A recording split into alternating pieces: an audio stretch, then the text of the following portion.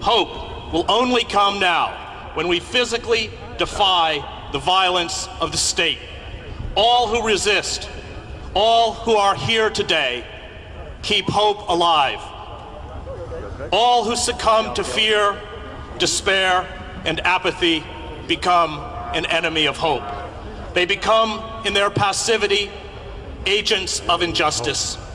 If the enemies of hope are finally victorious in this nation, the poison of violence will become not only the language of power, but the language of opposition, and those who resist here today with nonviolence are the last thin line of defense between a civil society and its disintegration. I've been out of the military now for 2.5 years, and I've been speaking out ever since. And today, I just felt that it's time for me to take a stand. You know, risk arrest, whatever, with my brothers and sisters. Why today? I can't sit idle anymore. I can't. I just can't. I can't sit by anymore and let these atrocities continue. Tell me about your experience in the military. I was with the 10th Mountain Division at Fort Drum, New York. Deployed August of '06 with the initial surge. I was injured by an IED, a roadside bomb, October of '06 during Ramadan. Came back stateside through the countries and stuff to get rehabilitation. Deployed back, wounded. A lot of young people, a lot of current veterans. Based on what you've been able to read and go over, what does this mean? Well, this leak is an outrage, and it's going to cause incalculable damage to American diplomatic efforts around the world.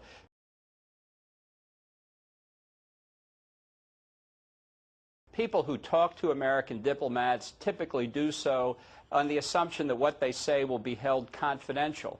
And now reading some of these conversations in the world's major newspapers is simply going to dry up the flow of information. Give me an example. How would it damage, say, our relationship with Saudi Arabia?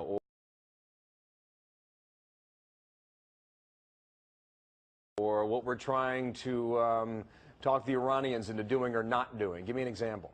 Well, that's a good case study. People have known for a long time that the Arab states don't want Iran to have a nuclear weapons program. It's perfectly obvious from basic strategic analysis. But that's a far different cry from seeing King Abdullah being reported in a State Department cable saying just that. From what you can see of the reaction already, we will simply not get that kind of important insight into the thinking of foreign governments. And that was exactly what WikiLeaks' intent was here. This is an anti-American organization. It's intended to impair America's abilities to protect its interests around the world, and we ought to treat it exactly that way.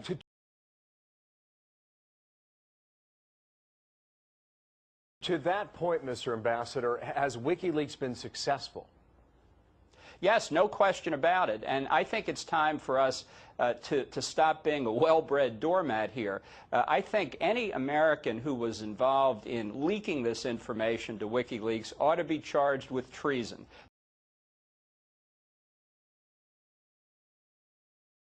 Because that's what they've done. Make no mistake about it. And they ought to get the fullest extent of the law thrown against them that's possible, number one. And number two, I think America's cyber warfare capabilities need practice, and I think they ought to practice on WikiLeaks.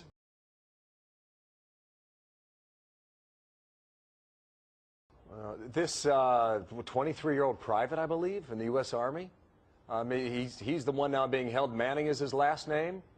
Well, whoever it is, in Virginia, he's the one responsible for all of this. He had the access. You know, it boggles my mind to think that one person could have done this, and I'm sure there's more investigation. But I'd say this: not only should he be prosecuted fully as the person who or whoever engaged in this leakage, but any contractor, any federal contractor, any officer in the chain of command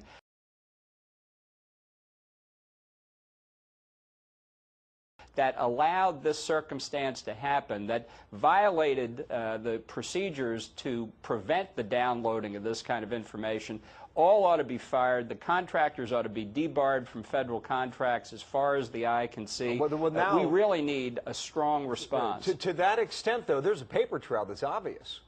It's just a matter of carrying out the investigation. Well, I hope the investigation is well underway. This Private Manning's been in solitary confinement for 7 months. I hope they've figured out what the story is. You know, Secretary Gates hasn't been afraid to fire generals. The Walter Reed scandal is an example.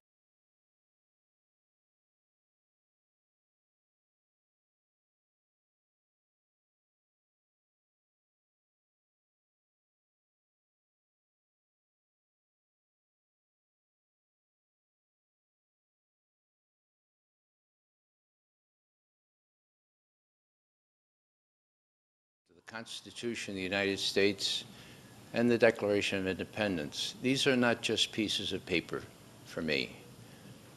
What they mean, what they tell, what they foretell is democracy.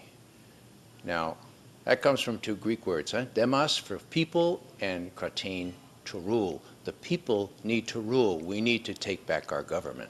People say to me, Ray, when did you become radicalized? When did you become a radical? Well, I'll tell you. I welcome the label radical because it means rooted. It's the same as a radish, okay? It's rooted in the soil of freedom and democracy to which we owe so much to the founders of our country. That's why I'm going, because we're not a country of corporate power. We're a country of people. And we're going to take back our country, starting with the movement of October 2011. Some people have said, you know, McGovern, you've become rather extremist. And that, too, I welcome. There's an epithet that I truly treasure, because Reverend Dr. Martin Luther King Jr. had some very, very interesting things to say about being an extremist, which, of course, he was called. He said, it depends on what kind of extremist you are.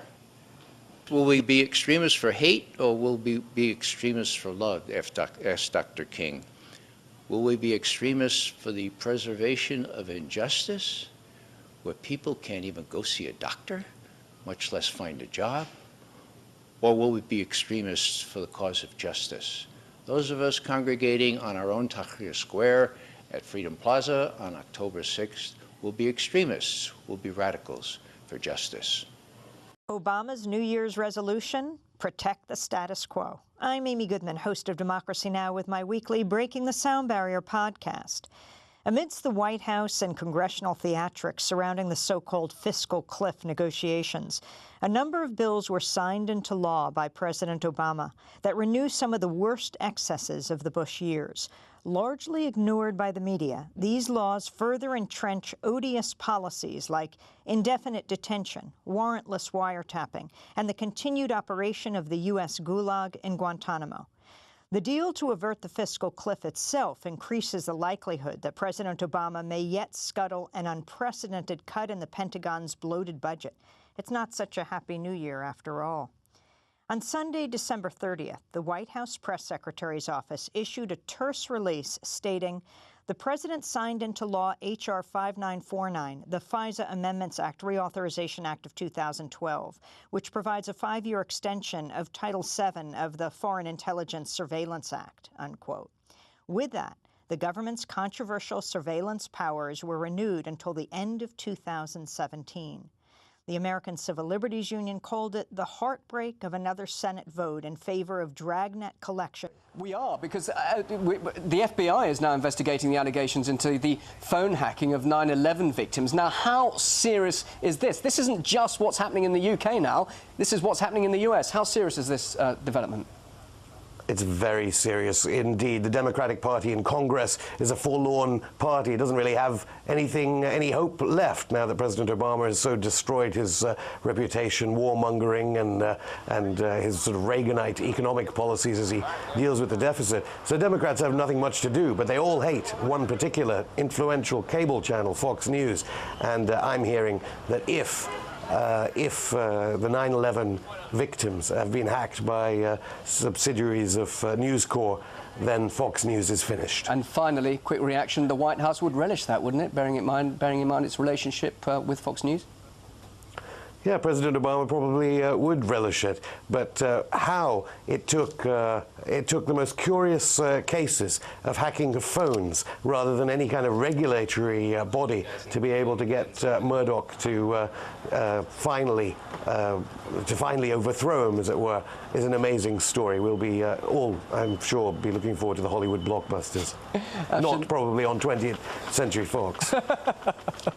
Good point. Afshin, thanks very much indeed. Afshin Rattansi joining us live there. 9/11 truth. No matter what you say, 9/11 truth. We'll never go.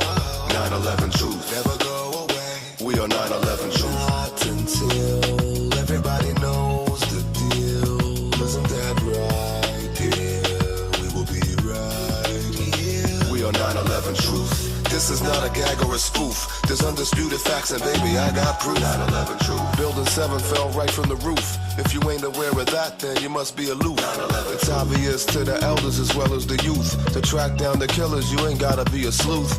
9/11 gave the oligarch a big boost. Inside job, anything else is uncouth. Why else would they try to muzzle people like they did to Sybil? True. Elementary puzzle, not a complicated riddle. True. Let's get to the meat of the matter, don't try to nibble. True. Once you bite into the steak, you forsake the sizzle. You will be going to jail with no bail in a little. Your New World Order will fail cause it's frail in the middle. The truth will always prevail, I can never tell a tale for real cause all that would be uncivil. No matter what you do, 9/11 truth. No matter what you say, 9/11 truth. We'll never go. 9/11 truth. Never go away. We are 9/11 truth. Not until everybody knows the deal. Isn't that right? Yeah, we will be right here. We are 9/11 truth. This is not a gag or a spoof. There's undisputed facts, and baby, I got proof. 9/11 truth. Building 7 fell right from the roof. If you ain't aware of that, then you must be aloof. 9/11. It's obvious to the elders as well as the youth. To track down the killers, you ain't gotta be a sleuth. 9/11 gave the oligarch a big boost. Inside job, anything else is uncouth. Why else would they try to muzzle people like they did to Sybil? True. Elementary puzzle, not a complicated riddle. True. Let's get to the meat of the matter, don't try to nibble. True. Once you bite into the steak, you forsake the sizzle. You will be going to jail with no bail in a little. Your New World Order will fail cause it's frail in the middle. The truth will always prevail, I can never tell a tale for real cause all that would be uncivil. No matter what you do, 9/11 truth. No matter what you say, 9/11 truth. We'll